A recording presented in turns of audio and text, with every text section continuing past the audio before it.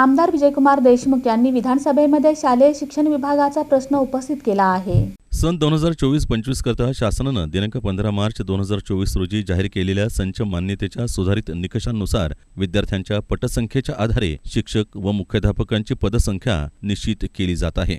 यापूर्वी 61 विद्यार्थ्यांमध्ये 3 शिक्षक असं प्रमाण होतं। आता 76 विद्यार्थ्यांनंतर 3रा शिक्षक असं असून इयत्ता 6वी ते 8वी साठी 9वी 10वीच्या शिक्षक मंजुरीत बदल करण्यात आले आहेत। दरम्यान 25,000 शिक्षक अतिरिक्त ठरवून अनेक शाळांमध्ये मंजूर शिक्षक पदसंख्या शून्य झाल्यामुळे त्या शाळा बंद पडण्याच्या मार्गावर असल्याचं निदर्शनास आलं आहे। अध्यक्ष महाराज, प्रश्नाला मंत्री महोदयांनी सविस्तर उत्तर दिलेलं आहे, तरी अध्यक्ष महाराज जिल्हा परिषदच्या शाळेच्या भवितव्य या संच मान्यतामुळे थोडं धोक्यात आलेले आहेत। शिक्षक शाळासमोर मोठे आव्हान उभं आहे, त्यामुळं आज सदर संच मान्यतेच्या निकषात बदल करणार आहे का? कारण यापूर्वी संच मान्यतेनुसार जिल्हा परिषदच्या शाळेसमोर विद्यार्थ्यांच्या संख्येनुसार शिक्षण व मुख्याध्यापक पदे निर्माण होतात।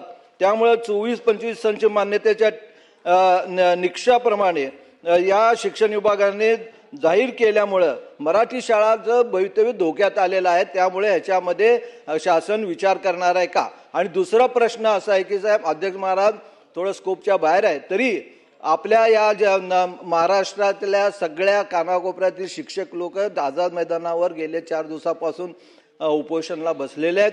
त्या संदर्भात त्यांचा टप्पा अनुदानाच्या संदर्भात आपण लवकरात लवकर निर्णय घेणार का?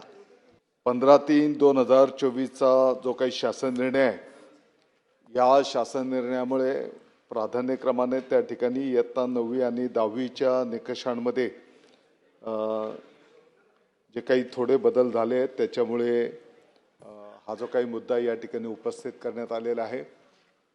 या संदर्भामध्ये शासनाने त्या ठिकाणी या निकषांमध्ये शिथिलता देण्याच्या अनुषंगाने शिक्षण संचालक यांच्याकडून प्रस्ताव आता प्राप्त झालेला आहे। असं असल्यास सुधारित संच मान्यतेनुसार केवळ आधार कार्ड असलेल्या विद्यार्थ्यांचीच पटसंख्या ग्राह्य धरण्यात आल्यानं सुधारित निकषांविरुद्ध विविध शिक्षक संघटनांनी तीव्र आक्षेप घेतले असून उच्च न्यायालयानं या सुधारित संच मान्यतेस तात्पुरती स्थगिती दिली आहे।